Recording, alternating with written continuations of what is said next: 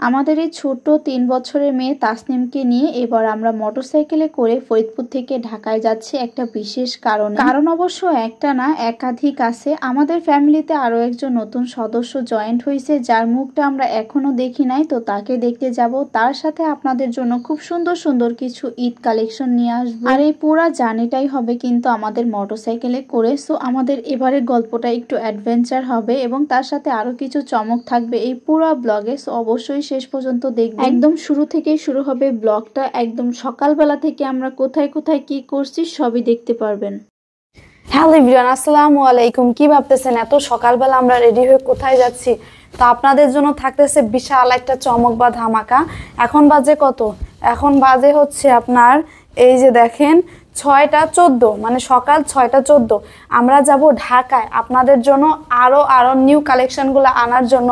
So আমার এখানে কিন্তু দেখেন ড্রেসগুলা, শুধু আমি নতুন যে ড্রেসগুলো আনছিলাম মানে শার্ট ওলা, এটা জাস্ট কয়েক পিস আছে। বাকি সব ড্রেসগুলো স্টক আউট হয়ে গেছে এবং অল্প কিছু ড্রেস আমার কাছে আছে যেগুলোর কালার ভালো না। সো সেগুলো আমি রিটার্ন করে দেন আপনাদের জন্য আরও কিছু নিউ কালেকশন থাকবো, যেহেতু স্বর্ণের গিফটের অফার চলতেছে। সো এখানে কিছু রিটার্নের প্রোডাক্ট আছে, সো এগুলো আমি রিটার্ন করে ভালো ড্রেস আনবো। আর দেখতে থাকুন, বাচ্চা নিয়ে আমরা বাইকে করে ফরিদপুর থেকে ঢাকা যাব এই লং ট্যুরে। সবাই আমাদের সাথে থাকবেন। সো লেটস গো গাইস, আমরা ঢাকা যাওয়ার জন্য এখন নগরকান্দা বাজারে আসছি। নগরকান্দা বাজার থেকে পর্যাপ্ত পরিমাণ ঢাকা যাওয়ার জন্য তেল ভরবো, তারপরে আমরা ঢাকার উদ্দেশ্যে রওনা দিব। যাই হোক, আমাদের সাথে থাকবেন, কোথাও যাবেন না। এটা যেহেতু লং ট্যুর, সো পর্যাপ্ত পরিমাণে তেলটা আমরা এখন হচ্ছে ভাঙ্গায় চলে আসছি। সকালবেলা যেহেতু বাসা থেকে না খেয়ে বের হয়েছি, তো এখানে এসে হচ্ছে খাওয়া দাওয়া করছি। খাওয়া দাওয়া করার পরে যেহেতু আমাদের সাথে আজকে কে আছে বলেন তো? এই যে তাসনিম আছে, তাসনিম। এই জন্য আমরা হচ্ছে আজকে ব্রেক নিব, জায়গায় জায়গায় ব্রেক নিতে হবে, ছোট বাচ্চা। আর দেখেন গাইস, সকালবেলা আমাদের ভাঙ্গার যে ভিউটা অসাধারণ। আসলে যতবারই আসি আর যতবারই দেখি এই ভাঙ্গা গোল চক্করটা কেন যেন অনেক অনেক বেশি ভালো লাগে। আসলে এটা একটা দেখার মতো জায়গা, সত্যি কথা বলতে এটা একটা দেখার মতোই জায়গা। এখানে আসলে খুব ভাল লাগে আমার কাছে কেন যেন। আর আমরা প্রতিবার যখন হচ্ছে গিয়ে ঢাকাতে যাই তখন তাসনিমকে চেষ্টা করি বাসায় রেখে আসার জন্য, কিন্তু এবার একটা স্পেশাল কারণ আছে যেই কারণে তাসনিমকে আমাদের সাথে নিয়ে যাইতেছি। হ্যাঁ, সো আপনারা ভিডিওটা শেষ পর্যন্ত অবশ্যই দেখবেন। এরপরে আমরা কোথায় গিয়ে থামবো বলো তো?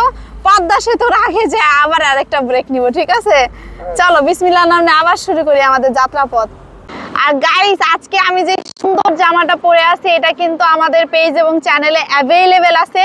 এগুলা ট্রাভেল থেকে শুরু করে আপনি বাসায় পরেন, বেড়াইতে যান, ঘুরতে যান, যে কোনো জায়গায় পরতে পারবেন। টোটাল 4 রকম স্টাইল করে। আর এই ড্রেসটা কিন্তু এখন দেখেন রোদের আলোতে এটা নেভি ব্লু কালার আসতেছে, কিন্তু এই ড্রেসটা যখন আমি রাতে পরবো তখন কিন্তু এটার কালার ব্ল্যাক হবে। যারা আমার লাইভ দেখছে তারা এই ড্রেসটা জানে। সো এইটার প্রাইস হবে অনলি 1190 টাকা। নিতে চাইলে দ্রুত আমাকে হোয়াটসঅ্যাপে মেসেজ দিবেন। আসো আসো আসো। আচ্ছা, আমরা এখন কোথায় দাঁড়িয়ে আছি আপনারা কেউ কি গেস করতে পারছেন? আচ্ছা, অনেকে পারতেছেন, আবার অনেকে এটা চিনতে পারতেছেন না। সো এটা হচ্ছে পদ্মা সেতুর টোল প্লাজাতে আমরা এখন আসছি, ঠিক আছে? যেহেতু পদ্মা সেতুর উপরে দাঁড়িয়ে কোনো ধরনের ভিডিও করা, কোনো ধরনের ছবি তোলা সম্পূর্ণ, মানে পদ্মা সেতুর উপরে দাঁড়ানোই সম্পূর্ণ নিষেধ। এই জন্য আমরা পদ্মা সেতুর উপরে কখনো দাঁড়াই নাই আর দাঁড়াবো না। আমরা হচ্ছে এখন পদ্মা সেতু টোল প্লাজার একদম সামনে, এখন টোল দিব, তারপরে হচ্ছে পদ্মা সেতুটা পার করব। আর আমার আম্মু আমার সেদিন বলতেছে যে আমি এখনো পদ্মা সেতু দেখি নাই। আর আমার তাসনিম এদিকে আসো তো, আব্বু এদিকে আসো তো। এই দেখো আমার তাসনিমের অবস্থা। আমার এই ছোট মাটা প্রায় 7-8 বার পদ্মা সেতু পার হয়ে গেছে। আর এই পদ্মা সেতুটা আমাদের আসলে একটা স্বপ্নের সেতু। এটার জন্য আমাদের যাতায়াত ব্যবস্থা অনেক অনেক বেশি সহজ হয়ে গেছে। ওই পাশ দিয়ে যাওয়া, দৌলদিয়া ঘাট হয়ে যাওয়া অনেক দেরি হয় এবং অনেক ঝামেলা হয়, কিন্তু পদ্মা সেতুর উপর দিয়ে যাইতে অনেক সহজ, খুব ইজি। তো চলো আমরা এখন এটাও পার হই। পদ্মা নদীর উপরে পদ্মা সেতুতে ওঠার পর আমার ভিতরে দুইটা ফিলিংস কাজ করে। একটা হচ্ছে প্রচুর পরিমাণে আনন্দ, মানে আমার ভালো লাগে। আর দ্বিতীয়টা হচ্ছে আমার অনেক ভয়ও লাগে। কারণ কি জানেন, আমি পানি প্রচুর পরিমাণে ভয় পাই। যখন নদীর উপরে আমি নিচের দিকে তাকাই আমার ভিতরটা কেন যেন শুকায় আসে, মানে আমার অনেক ভয় লাগে। আছি বলো তো? আমরা এখন আছি ঢাকার লালবাগ কেল্লার, একদম কেল্লার গেটের সামনে। আর আমাদের মানে ফরিদপুর থেকে ঢাকা আসতে এই পর্যন্ত আসতে আমাদের টোটাল 2 ঘন্টা সময় লাগছে। এর মাঝখানে আমাদের পদ্মা সেতুতে টোল লাগছে 100 টাকা, তারপর আমাদের ভাঙার ওইখানে টোল নিচ্ছে 20 টাকা, ঢাকার ভিতরে টোল নিচ্ছে 20 আর 10-30 টাকা, টোটালে হচ্ছে 150 টাকার মতো টোল দেওয়া লাগছে। এখন এই পর্যন্ত আসছি। লালবাগ কেল্লার ভিতরে ঢুকবা, পরে ঢুকবানি না, আগে কাজ সেরে আসি। হ্যাঁ চলো। আর এখান থেকে যাওয়ার সময় তাসনিমের জন্য কিছু সুন্দর ড্রেস নিয়েছি, যেটা আমি পরে আপনাদের দেখাবো। গাইস আমরা এখন কোথায় বলেন তো? অবশেষে সমস্ত কেনাকাটা শেষ করে, মানে নতুন যে প্রোডাক্ট সবকিছু প্যাকেটিং করে কুরিয়ার সার্ভিসে দিয়ে এখন আমরা যাব আমাদের স্পেশাল একজন।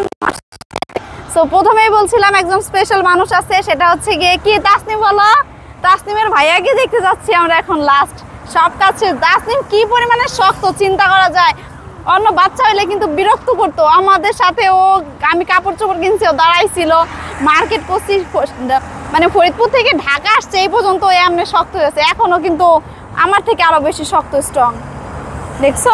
আসলে আমাদের তাসনিম বাবু মেন্টালিটি এবং ফিজিক্যালি ভাবে কিন্তু অনেক বেশি হেলদি। শুধু মোটা হলেই সেটাকে হেলদি বলে না, এরকম স্ট্রং থাকতে হয়, যেটা আমাদের তাসনিম আছে। এত পরিমাণে জার্নি করার পরও সে কিন্তু একটুও ক্লান্ত হয় নাই। দেখেন বাসায় আসার পর তার কাকুর সাথে সে কি খেলাধুলা করতেছে। আর আমরা এখানে আসছিলাম মূলত তাসনিমের চাচাতো ভাইকে দেখার জন্য। সে তো তার ভাই প্লাস এই এতগুলা রাইডে চড়তে পেরে অনেক বেশি এক্সাইটেড, তার সাথে এত খুশি।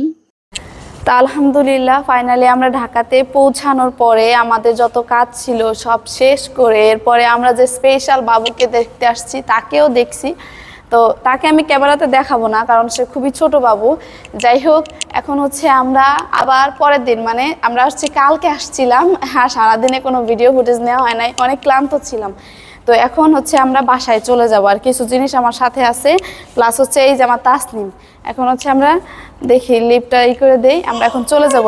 আর তাসনিমের একটা জিনিস দেখাও, তাসনিমও যাবে না। প্রতিবার ওর কাকুর বাসায় আসলে ও এরকম করে, ও যায় না। আসো আসো আসো আসো আসো আসো, বিসমিল্লাহির রহমানির রহিম। এটা কোনো কথা? হ্যাঁ খুলো, আসো আসো।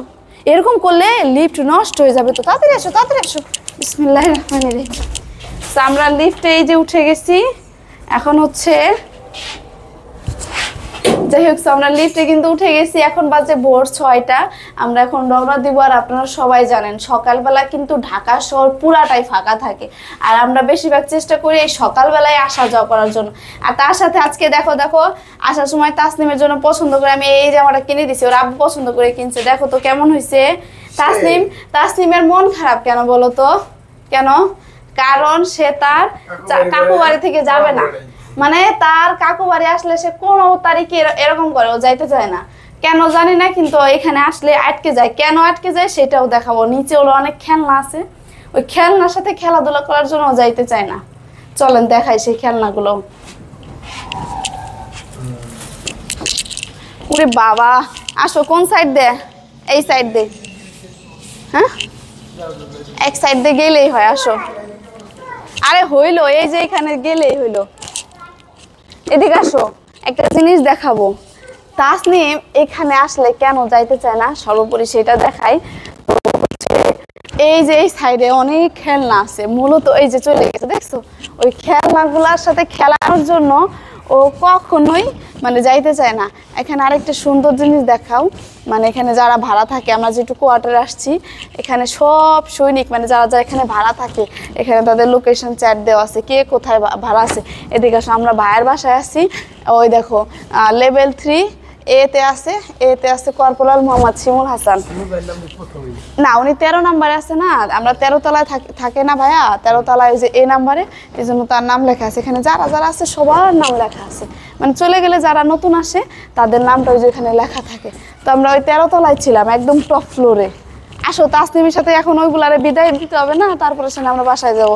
আব্বু, তোমার ওই ঘোড়া, হাতি, এই দোলনা, এদের সবার কাছ থেকে বিদায় নাও, বলো আল্লাহ হাফেজ, আমি আবার আসবো, তুমি ভালো থাকো, বলছো? আরেকবার বলো টাটা। টাটা।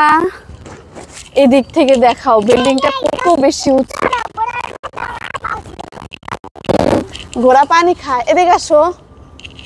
ও মা, আমরা টপ ফ্লোরে একদম উপরে তলায় ছিলাম, একদম উপরে তলায়। আর এটার নাম কি বলো তো?